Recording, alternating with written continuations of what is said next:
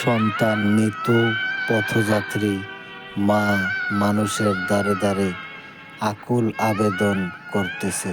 আমি অনেকক্ষণ দাঁড়িয়ে দাঁড়িয়ে দেখলাম এই মা কতটা না অসহায়ভাবে তার সন্তানকে বাঁচানোর জন্য কিছু সাহায্য চাচ্ছে।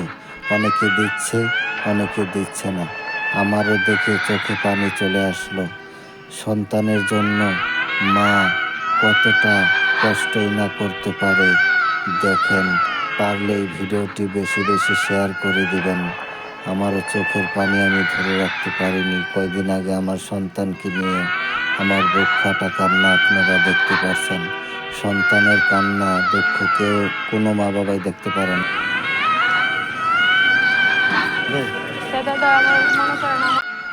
অনেকক্ষণ ধরে আমি আপনাকে ফলো করতেছি। আপনি অনেকের কাছে আকুতি মিনতি করতেছেন। আপনার সমস্যাটা কি বলেন?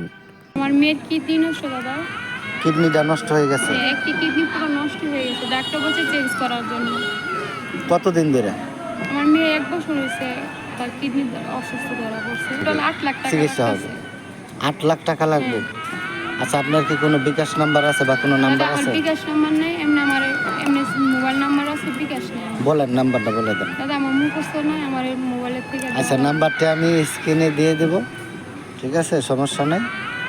আর দাদা দেখেন, আমি একটি হিন্দু মানুষ দাদা। আমরা হিন্দুরা কখনো মানুষের কাছে হাত পাতি না। আমি অনেক অসহায় করে, আমার 3টা ছেলে, আমার একটাই মেয়ে, আর একটা কিডনি পুরো নষ্ট হয়ে গেছে। ডাক্তার বলছে ইমার্জেন্সি অপারেশন করার জন্য 8 লাখ টাকা লাগে। সে সমর্থ আমার নাই। আমার স্বামীও প্রতিবন্ধী, আগে ডুমের কাজ করতে না পারে না। আপনার 8 মাস ধরে ঘর বইটা। ঠিকানাটা কোথায় আপনার? দাদা আমি নদীর ওই পারে থাকি ভাড়া। ঠিকানা বলেন। আমি নদীর ওই পারে বাজারের সাথে রহিমের বাড়িতে ভাড়া থাকি। জায়গার নাম কি? কাঁচাবাড়ি। কেউ যদি সাহায্য করতে নাও পারেন, নিজের সন্তান মনে করে এই অবশ শিশুটির মুখের দিকে তাকিয়ে ভিডিওটি শেয়ার করে দিবেন।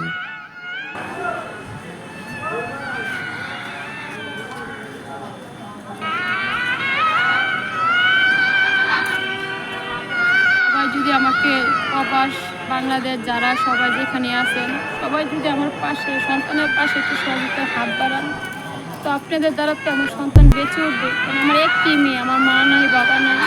আমার 3টা ছেলে মেয়ে। এক ছেলের বয়স 1.5 বছর, আরেক ছেলের বয়স 10 বছর, মেয়ের বয়স 8 বছর। যদি আপনারা সবাই দয়া লাগে, মায়া লাগে, একটা হিন্দু বোনের মেয়েকে একটু সহায়তার হাত বাড়ান দাদারা।